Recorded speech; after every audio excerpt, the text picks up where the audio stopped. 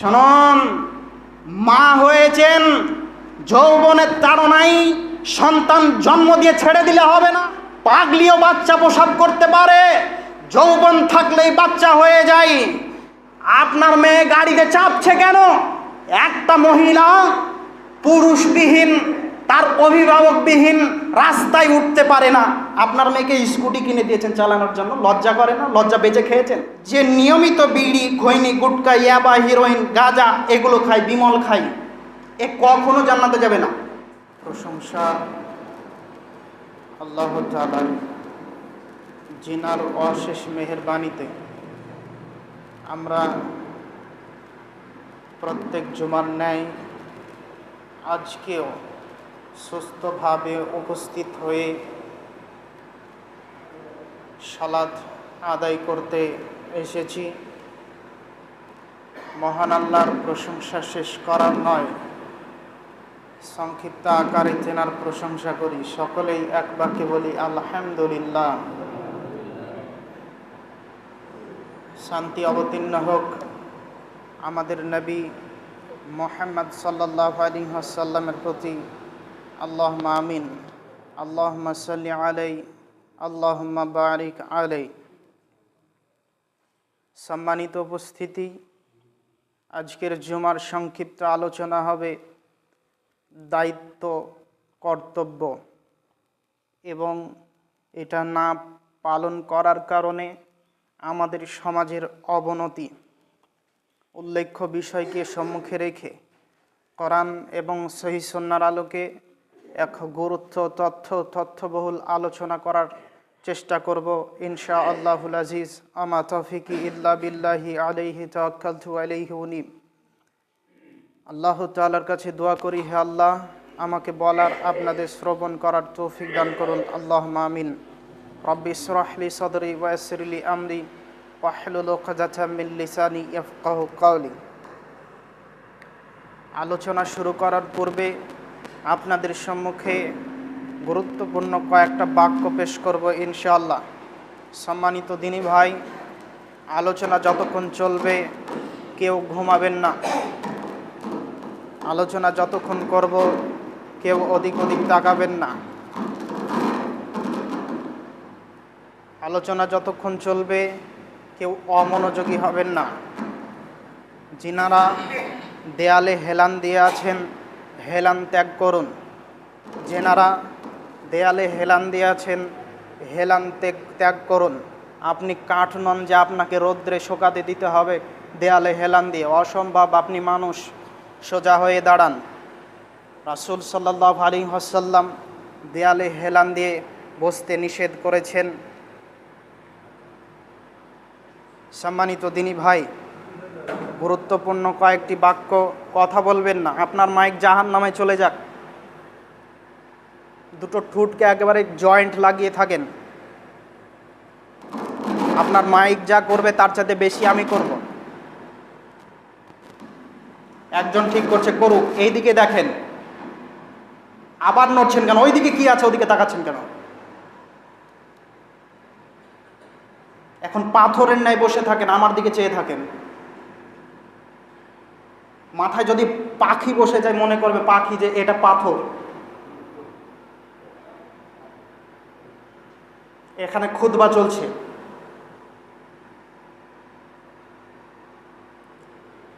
সম্মানিত উপস্থিতি, আপনাদের এখানে বহুদিন পর এসেছি।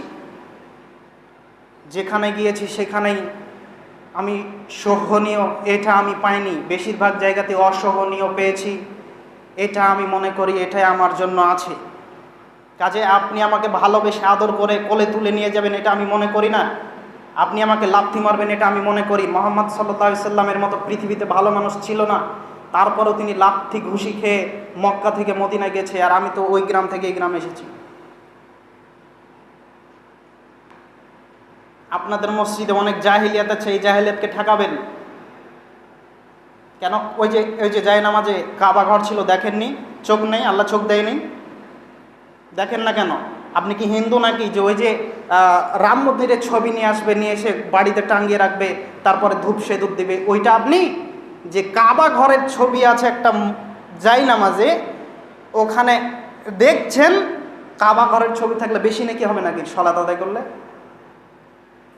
কাবা ঘরের ছবি আছে, জায় নামাজ আছে, এটা আপনাদের মসজিদে আছে কেন? ওটাকে ফেলে দিবেন? এটা জাহেলিয়াত, এটা হিন্দুদের নীতি। এ তাদের মন্দিরকে ছবি তুলে নিয়ে আসবে, বাড়িতে টাঙিয়ে রাখবে, তাদের মূর্তির ছবি তুলে নিয়ে আসবে, তাদের বাড়িতে টাঙিয়ে রাখবে। এটা মুসলিমের নীতি নয়। আর ওই যে মাথায় টুপি আছে, ওটা কার টুপি জানেন? ওটা কার নীতি আছে ওর মাথায়? আছে কেন? দেখেন না মসজিদে, আপনার হুজুর দেখেন না, আপনার মৌলভী সাহেব দেখে না? ওই যে ডালি টুপিটা, ওই যে প্লাস্টিকের টুপিটা, ওখানে দেখেন স্টার আছে, তাই না? আপনি মনে করেন যে ওটা স্টার, তারা, তারার 5টা কণা থাকে। কটা থাকে? 5টা। ওখানে দেখেন 6টা কণা আছে। ইহুদিদের পতাকার 6টা কণা আছে।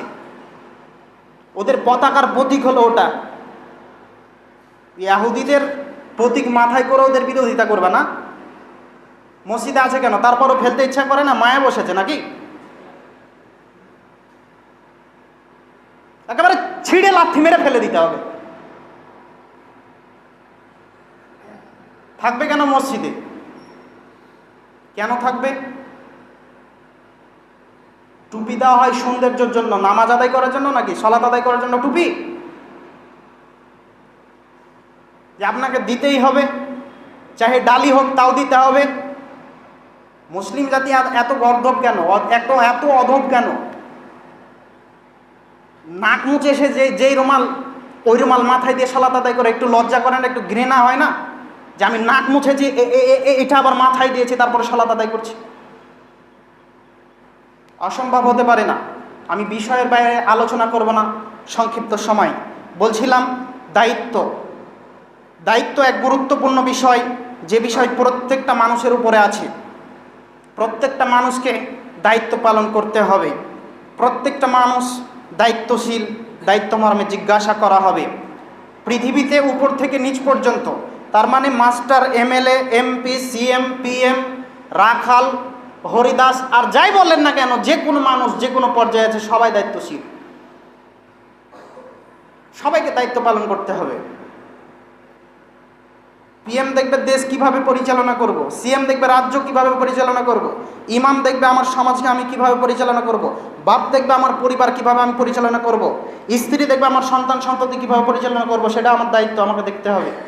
রাখাল দেখবে তার মালিকের মাল, যে এই মাল আমি কিভাবে তাকে চড়াবো, কোথায় নিয়ে যাব, কোথায় পশুকে চড়াতে হবে, হালাল রিজিক খাইয়ে আমার মালিকের বাড়িতে ফেরত দিতে হবে। এটা রাখালের দায়িত্ব। আমি কি কথা বোঝাতে পারছি? সবাই দায়িত্বশীল, সবাইকে দায়িত্ব পালন করতে হবে। যে বলে আমি বাঁচি, বাকি সব কোথায় যাক কি হয় সেটা আমার দেখার বিষয় না, সম্পূর্ণ কোরআন সুন্নাহর বিরোধী। মহান আল্লাহ বলেন, ইয়া আইয়ুহাল্লাযীনা আমানু কু আনফুসাকুম ওয়া আহলিকুম নারা, পৃথিবীর ঈমানদারগণ তোমরা শোনো, তোমরা নিজে জাহান্নামের আগুন থেকে বাঁচাও, তোমার পরিবার আহালকে বাঁচাও। তার মানে পরিবার আহাল যখন বেঁচে যাবে তখন গ্রামকে বাঁচাতে হবে, এটা আপনার দায়িত্ব। কথা মনে হয় বোঝাতে পারলাম না। নিজে জাহান্নাম থেকে বাঁচলেন, পরিবারকে বাঁচাতে হবে। পরিবারকে যখন বাঁচালেন তখন গ্রামকে বাঁচাতে হবে। গ্রাম যখন বাঁচলো তখন পাশের গ্রাম বাঁচানোর চেষ্টা করতে হবে। এটা থাকবে আমার মন মানসিকতা। সম্মানিত দিনী ভাই, আব্দুল্লাহ ইবনে ওমর রাদিয়াল্লাহু তাআলা আনহু বলেন, রাসূল সাল্লাল্লাহু আলাইহি ওয়াসাল্লাম বলেছেন, কুল্লুকুম রাইন ওয়া মাসউলুন আন রাইয়াতিহি। পৃথিবীর মানুষ তোমরা জেনে রাখো, যে কোনো জায়গায় আছো, যেই পর্যায়ে আছো, সবাই দায়িত্বশীল। সবাই দায়িত্বশীল, সবাইকেই বিচারের মাঠে জবাবদিহি করতে হবে তার দায়িত্ব মর্মে। রাসূল সাল্লাল্লাহু আলাইহি ওয়াসাল্লাম বলেন, আল ইমাম রাইন, একজন ইমাম দায়িত্বশীল, ওকে দায়িত্ব মর্মে জিজ্ঞাসা করা হবে। ওয়া মাসউলুন আন রাইয়াতিহি, তার দায়িত্ব সম্পর্কে তাকে জিজ্ঞাসা করা হবে দায়িত্ব মর্মে, তখন তাকে দায়িত্ব বুঝিয়ে দিতে হবে। মহান আল্লাহ মানুষের কাছ থেকে দায়িত্ব বুঝতে চাইবেন, তোমাকে যে দায়িত্ব দিয়েছিলাম এই দায়িত্ব তুমি কি পালন করেছো। ইমাম গ্রামকে দেখবে, গ্রামে দেখবে কোন মানুষ সালাত আদায় করে না তাকে সালাতের দিকে আহ্বান করবে।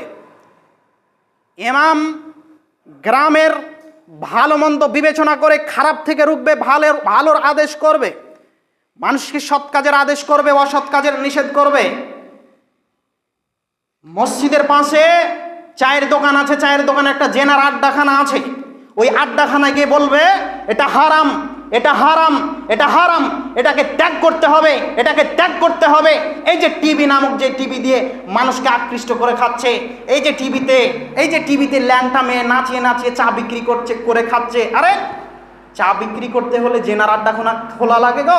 আপনাদের দেখেন মোড়ে আছে, আপনাদের হুজুর ওই দোকানে চা খায়, তারপরেও বলে না এই যে টিভি বাজাচ্ছেন, এই যে টিভি দেখাচ্ছেন, মানুষকে বসিয়ে বসিয়ে জেনা দেখাচ্ছেন, এটা হারাম, এটা বলে না।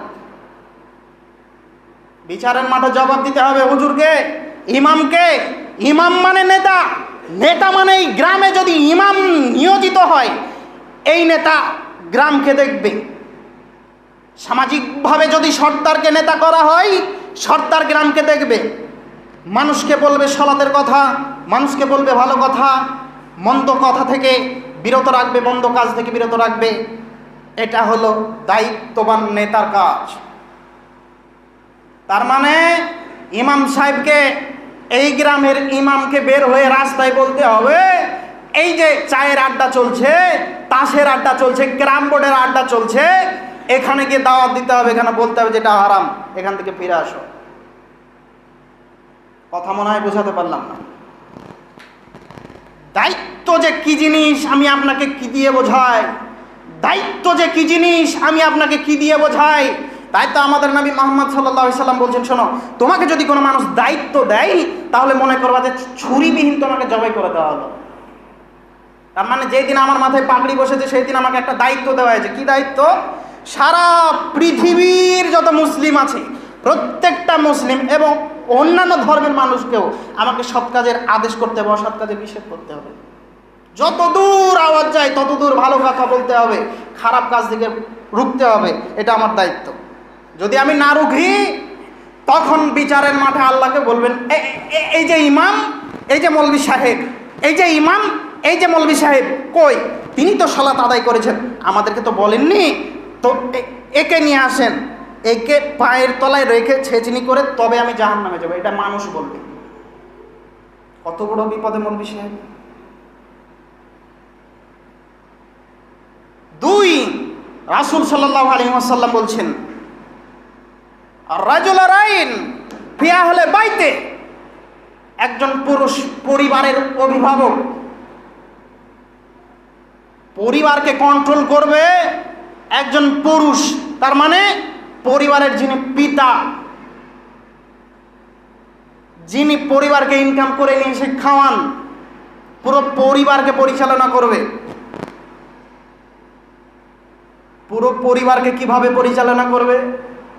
আব্দুল্লাহ কোথায় গেল জানি না, এ কথা বলে পিতা। সিআইডি তদন্ত বোঝেন?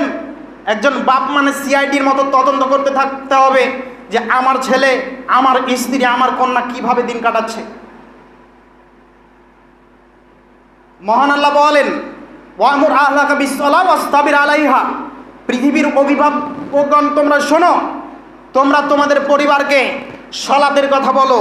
আরে এক সকাল নয়, এক সন্ধ্যা নয়, এক দুপুর নয়, এক বিকেল নয়, এক রাত্রি নয়, সকাল থেকে রাত্রি পর্যন্ত, রাত্রি থেকে সকাল পর্যন্ত, জীবনের শুরু থেকে শেষ পর্যন্ত যতক্ষণ দেহে শ্বাস আছে ততক্ষণ পর্যন্ত পরিবারকে সালাতের কথা বলতে হবে, এর নাম দায়িত্ব। মৌলভী সাহেব যাবে বছরে একদিন আব্দুর রহমানকে ডেকে বলবে যে সালাত আদায় করতে যেতে হবে, এর নাম দায়িত্ব নয়। শিরদাঁড়ার ক্ষমতা মানে ক্ষমতা নয়, শিরদাঁড়ার ক্ষমতা মানে ক্ষমতা নয়। সার্বিক ক্ষমতা দিয়ে পরিবারকে কন্ট্রোল করে যিনি, তার নাম পুরুষ। বর্তমানে যত মানুষ আছে তাদের অধিকাংশ সবাই কাপুরুষ। আজকে যদি তারা পুরুষ বলে দাবি করে 90% স্ত্রী তালাক হবে, কথা ঠিক। তার কারণ কারো স্ত্রী কারো কন্ট্রোলে নেই, সবাই বেকন্ট্রোলে চলছে। নচেত ও থাকে বাড়িতে গো, আর ওর ওই স্ত্রী যায় বাজার করতে। আপনাকে কন্ট্রোল করতে হবে। যদি পুরুষ না এই দাবি নিয়ে থাকেন তাহলে বিবাহ করা উচিত হয়নি। মৌলভী সাহেব, বিবাহ করেছিলাম, যৌবনের খুব তাড়না ছিল তাই আমি বিবাহ করেছি। আরে যৌবনের তাড়না ছিল তো কি হয়েছে? যৌবনের তাড়না মানে ক্ষমতা নয়। যুবক, তোমাকে বলছি, যৌবনের তাড়না মানে ক্ষমতা নয়। যৌবনের তাড়না যদি থাকে আর যদি ক্ষমতা না থাকে তাহলে সিয়াম পালন করে করে করে করে করে যৌবনকে ধ্বংস করতে হবে, তারপর তুমি বিবাহের যোগ্য নও, যদিও তোমার বয়স 60 বছর। কথা কি বোঝাতে পারলাম? পরিবারের সম্মুখে চোখ থাকবে লাল, হাতে থাকবে লাঠি। জনগণকে যেভাবে পুলিশ যেভাবে জনগণকে পরিচালনা করে, পরিবারকে তেমনি আপনি পুরুষ আপনি পরিচালনা করবেন। ওখানে মনে ঘুম পাড়বে, দেখেন তো, বালিশ এনে দেন, ঘুমাবে। এত ঘুম কেন? ঘুম বাড়িতে রেখে আসতে পারেন না? বলছিলাম, একজন পুরুষ মানে একজন নেতা। একজন পুরুষ মানে একজন নেতা, যে যেই পর্যায়ে আছে। পরিবারকে সলাতের কথা বলতে হবে, পরিবারকে বেহায়াপনা থেকে ঠেকাতে হবে, পরিবারকে নির্লজ্জতা থেকে ঠেকাতে হবে, পরিবারকে নিজের আয়ত্তে রাখতে হবে, তবে পুরুষ। নচেত কা পুরুষ আপনার জন্য জান্নাত নয়। আপনি দায়ুষ। দায়িত্ব নিয়ে দায়িত্ব পালন করে না যে এ দায়ুষ, দায়িত্ব নিয়ে দায়িত্ব পালন করে না যে এ দায়ুষ। জি, আপনার এলাকার ইমাম সাহেব দায়িত্ব নিয়েছে, দায়িত্ব পালন করে না, এ দায়ুষ। আপনার পরিবারের অভিভাবক আপনি, আপনার ছেলে মেয়ে আপনার কন্ট্রোলে থাকে না, আপনার স্ত্রী আপনার কন্ট্রোলে থাকে না, আপনি দায়ুষ। রাসূল সাল্লাল্লাহু আলাইহি ওয়াসাল্লাম বলেন, আল মারাতু রায়াতিন বাইতে জাওজিহা ওয়া ওয়ালাদুহু। একজন নারী, একজন স্ত্রী একটা পরিবারের দায়িত্বশীল। পুরুষ বাড়িতে সারাদিন থাকে না, কথা ঠিক, বাইরে রুজি রোজগারের জন্য চলে যায়। মায়ের দায়িত্ব হলো আমার খালেদা সলাত আদায় করেছে কিনা এটা তদন্ত করা, আব্দুর রহিম বাড়িতে আছে কিনা এটা তদন্ত করা, সময় মতো সলাতের ব্যবস্থা করে দেওয়া, সময় মতো তাদেরকে দেখভাল করা। শুনুন, মা হয়েছেন, যৌবনের তাড়নায় সন্তান জন্ম দিয়ে ছেড়ে দিলে হবে না, অসম্ভব হতে পারে না। পাগলিও বাচ্চা প্রসব করতে পারে, যৌবন থাকলেই বাচ্চা হয়ে যায়, শুক্রাণু প্রবেশ করালেই বাচ্চা হয়ে যায়, এ কথাই চূড়ান্ত। তবে বাচ্চা লালন পালন করতে সবাই পারে না। বাচ্চা লালন পালন করতে পারে যে সেই সজ্ঞানী নারী, সেই সতী সাধবী নারী, সেই ভালো নারী, সেই ইমানদারিনী নারী। এই নারীকে দিয়ে সংসার হবে যে তার ছেলে মেয়ের খোঁজ রাখে না, ছেলে মেয়ে কি খেলো, কখন পড়তে বসলো, কখন সালাত আদায় করলো না, এ খোঁজ রাখে না। এ হস্তিনী মহিলা। সব সময় তদন্ত করতে থাকতে হবে। রহিমা গেছে 8টার সময় প্রাইভেট, আসার কথা আছে স্কুল ছেড়ে 4টার সময়, 5টা বেজেছে, এই যে 1 ঘন্টা লেট হয়েছে, এই 1 ঘন্টা সিআইডি তদন্ত হবে, তারপর খেতে দিবেন না মা। ওর মেয়ে 8টার সময় প্রাইভেট গেছে, রাত 8টার সময় বাড়িতে আসছে, 4টার সময় স্কুল ছুটি হয়েছে, বাকি কয়েক ঘন্টা কোথায় ছিল, এই তদন্ত করে যদি খেতে দেয় তাহলে এ মা নয়, এ মা নয়, এ মা নয়, এ মা নয়, অসম্ভব হতে পারে না। তার মানে সমাজের যত মেয়েগুলো রাস্তা দিয়ে স্কুল যাচ্ছে, স্কুলে আস্তে আস্তে ফুচকা খাচ্ছে দাঁড়িয়ে, যদি সিআইডি তদন্ত থাকতো তাহলে এটা হতো না। দায়িত্ব যদি পালন করতো তাহলে রাস্তায় দাঁড়িয়ে ফুচকা খেতে পারতো না। সম্মানিত দিনী ভাই, 2টো হাদিস তারপরে বলার সময় পাবো কি আমি জানি না, তবে বলার চেষ্টা করব, ধৈর্য ধারণ করুন। সম্মানিত দিনী ভাই, ওই যে বলছিলাম দায়িত্ব। একজন ছেলে, এই ছেলে, তুমি তোমার বাপের বড় ছেলে, তোমার উপরে এত দায়িত্ব আছে, তুমি দায়িত্ব বহন করো। তোমাকে এত বড় দায়িত্ব দেওয়া হয়েছে, তোমাকে দায়িত্ব বহন করতে হবে। তাই তো আমাদের নবী বলছেন, ওয়ালাদুহু, একজন ছেলে রাইন, দায়িত্বশীল, ফি মালি আবিহি, ওর বাপের মালের দায়িত্বশীল। এই মাল কিভাবে খরচ করবা, এই মাল কোথায় কিভাবে যাচ্ছে, এ মাল কিভাবে তুমি খরচ করবা, এ মাল কোথায় যাচ্ছে এর তদন্ত তোমাকে করতে হবে। মাসউলুন আন রাইয়াতিহি, এটা তোমাকে জিজ্ঞাসা করা হবে বিচারের মাঠে। হাদিস বুখারী মুসলিম। রাসূল সাল্লাল্লাহু আলাইহি ওয়াসাল্লাম বলতে বলতে বলতে বলতে গোলামের কাছে আসলেন। আল্লাহর নবী বলছেন যে ওয়াল গোলাম ওয়াল খাদেম, একজন খাদেম, একদম গোলাম, রাইন দায়িত্বশীল, ফি মালি সাইয়্যিদিহি, একজন মালিকের সম্পদের একটা মালিক খাদেম রেখেছে গরু চড়ার জন্য, পশু চড়ানোর জন্য। এই পশু যদি পরের ধান খেয়ে বাড়ি ফেরে তো এই রাখাল আর জান্নাতে যেতে পারবে না, এ দায়ুস। কেন? পশুটাকে হালাল ঘাস খাওয়াতে হতো। আমি কি বোঝাতে পারলাম কথা? বাপের দায়িত্ব দেখেন। আব্দুল্লাহ ইবনে আমর ইবনুল আস রাদিয়াল্লাহু তাআলা আনহু বলেন, রাসূল সাল্লাল্লাহু আলাইহি ওয়াসাল্লাম বলেছেন, মুরু আওলাদাকুম বিসসালাহ ওয়া হুম আবনাউ সাবঈ সিনিন। একটা ছেলে জন্ম দিয়েছেন, জন্ম দেওয়ার পরে আপনি বাপ, আপনার স্ত্রী মা, আপনি বাপ, আপনার স্ত্রী ছেলেটার মা। এখন ছেলেটার বয়স কত বছর? 7 বছর। এখন মা ছেলেটাকে সালাতের ট্রেনিং দিবে, আর বাপ বলবে আব্বু চলো যাই মসজিদে সালাত আদায় করে আসি। তো আপনার স্ত্রীর নীতি খারাপ গো। আপনার স্ত্রী মোবাইল ঘাটে আর আপনার ছেলেকে মোবাইলে গেম খেলতে লাগায়। ঠেকান। 2 বছরের ছেলে তারপরে মোবাইল টিপতে জানে, 3 বছরের ছেলে তারপরে মোবাইলে কার্টুন না দেখে খায় না। তদন্ত করে দেখেন ওর মা কোনোদিন মোবাইল ছাড়া খায়নি, যার কারণে ওর ছেলে খায় না। ও মা খারাপ, তারপরে ছেলে খারাপ। মায়ের নীতি ছেলের কাছে, বাপের নীতি ছেলের কাছে। বলছিলাম সালাতের কথা বলতে হবে কতদিন পর্যন্ত?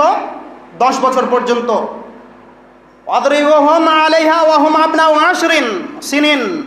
যখন ছেলেটার বয়স হয়েছে 10 বছর, তখন বাপ বলবে, আব্দুল্লাহ সালাত আদায় করেছো? আব্দুল্লাহ বলছে, জি না আব্বু, সালাত আদায় করিনি। তখন বাপ বলবে, মেরে তোর দাঁত ভেঙে দেব, সালাত আদায় কর তারপর খাবি। সালাত যদি আদায় না করিস তাহলে তোর ভাত আমার বাড়িতে নে। এর নাম বাপ। আপনার নীতি খারাপ, আপনার স্বভাব খারাপ। আপনি যখন সালাত আদায় করতে আসেন তখন আব্দুল্লাহকে বলছেন, আব্দুল্লাহ বেটা ওই যে গরু বাঁধা আছে, চারা দুটো দিস বেটা, আমি সালাত আদায় করে আসি। আপনি বাপই নন, আপনি দায়ুস। আপনাকে যদি আমি অশিক্ষিত বা প্রমাণ না করতে পারি আমি কর্তব্য দিব না। আর আপনি মনে করিয়েন না যে আমি আপনার কাছে টাকা নিয়ে এসেছি, যে আমার মাথা বিক্রি করে এসেছি। আমি ওটাকে এই বুড়ো আঙ্গুল দেখেই বেরিয়ে এসেছি। আমি কাউকে পরোয়া করে কথা বলতে আসিনি। বিগত দিনে বলিনি, আজকেও বলছি না, আগামী দিনেও বলবো না ইনশাল্লাহ। আমাকে ভয় দেখে লাভ নেই। আমি মনে করি আমার পিঠে লাঠি পড়বে। কেন? আল্লাহর নবী বলেছেন লাঠি পড়বে যদি তুমি সত্য কথা বলো। আপনার দায়িত্ব যদি আপনি পালন করতেন তাহলে এই রকম মসজিদ এই ফারাজিপাড়া কেশবপুরে আরো 2টা লাগতো। আপনি যদি দায়িত্ব পালন করতেন এইরকম মসজিদ আরো 2টা লাগতো।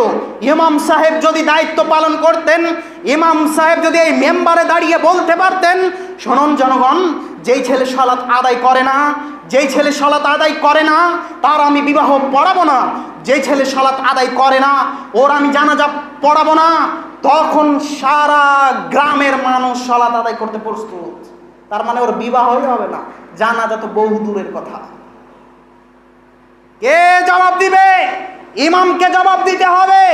ইমাম জবাব দিবে ওর বাপকে দিতে হবে, বাপ দিবে ওর মাকেও দিতে হবে। পুরো সমাজ দায়িত্বহীন ভাবে চলছে। কেউ বাধা দেয় না, কেউ বলে না, বলা নাকি যায় না, বললে নাকি মারবে, বলা নাকি যায় না, বললে নাকি মারবে। ওই যে 10 বছরের ছেলেটা বিড়ি খাচ্ছে, তখন একটা বৃদ্ধা মানুষ বলছে যে যা করছে করুক, বলা যাবে না, বললে মারবে, বললে ওর বাপ আমাকে এসে মারবে। এই ভয় কাজ করছে জনগণের পেটে, মাথায় কাজে কাজ করে না। সম্মানিত দিনী ভাই, বলছিলাম দায়িত্ব দায়িত্ব কঠিন জিনিস। এই দায়িত্ব আপনাকে বহন করতে হবে। আম্মার ইবনে ইয়াসারিন রাদিয়াল্লাহু তাআলা আনহু বলেন, রাসূল সাল্লাল্লাহু আলাইহি ওয়াসাল্লাম বলেছেন, লা ইয়াদখুলুনাল জান্নাতা আবাদান। 3 শ্রেণীর মানুষ কখনো জান্নাতে যাবে না। কয় শ্রেণীর মানুষ কখনো জান্নাতে যাবে না? 3 শ্রেণীর মানুষ কখনো জান্নাতে যাবে না। কথা কি মনে থাকবে? 3 শ্রেণীর মানুষ কখনো জান্নাতে যাবে না। 1, মুদমিনুল খামর, যে নিয়মিত বিড়ি, খৈনি, গুটকা, ইয়াবা, হিরোইন, গাঁজা এগুলো খায়, বিমল খায়, এ কখনো জান্নাতে যাবে না। ওয়ার রাজলাতু মিনান নিসা, যেই মেয়েটা পুরুষের জামা কাপড়, জুতা, স্যান্ডেল পরে একেবারে গাড়িতে বসেছে, গাড়ি চালিয়ে রাস্তা দিয়ে চলে যাচ্ছে, এই মেয়ে জান্নাতে যাবে না। এই মেয়ে জান্নাতে যাবে না। এই মেয়ে জান্নাতে যাবে না। এই কথা আমি বলিনি, মুহাম্মদ সাল্লাল্লাহু আলাইহি সাল্লাম বলেছেন। অপরাধী যদি কেউ থাকে তো মুহাম্মদ সাল্লাল্লাহু আলাইহি সাল্লাম আছেন। তারপর আমি ঠেকাও দেখি, তোমার একটু লজ্জা হয় না কেন? তোমার মেয়েকে গাড়ি কিনে দিয়েছো কেন? আপনার মেয়ে গাড়িতে চাপছে কেন? একটা মহিলা পুরুষবিহীন, তার অভিভাবকবিহীন রাস্তায় উঠতে পারে না, আপনার মেয়েকে স্কুটি কিনে দিয়েছেন চালানোর জন্য। লজ্জা করে না? লজ্জা বেঁচে খেয়েছেন? একটু ইতস্তবোধ হয় না? একটু বোধগম্য হয় না? একটু বোধোদয় নেই? ও রাস্তায় আছে কেন? ও বাড়িতে থাকবে, ও বাড়ির জিনিস। তারপরেও পয়সার গরমে R15 কিনে দিয়েছেন মেয়েকে, মেয়ে R15 চালাই গো। এই মেয়ে জান্নাতে যাবে না, কখনো না। তাহলে বাপের খবর কি গো? বদ্দায়ুস, এ জান্নাতে যাবে না। ওই যে মেয়েকে গাড়ি কিনে দিয়েছে, গাড়ি চালিয়ে বেড়াচ্ছে এদিক ওদিক। আর পুরুষের প্যান্ট শার্ট পরে আছে, জুতা পরে আছে। ইবনে উমার রাদিয়াল্লাহু তাআলা আনহু বলেন, রাসূল সাল্লাল্লাহু আলাইহি ওয়াসাল্লাম বলেছেন, সালাসাতুন কাদ হারামাল্লাহু আলাইহিমুল জান্নাহ, 3 শ্রেণীর মানুষের জন্য জান্নাতকে হারাম করা হয়েছে। 3 শ্রেণীর মানুষ জান্নাতে যাবে না।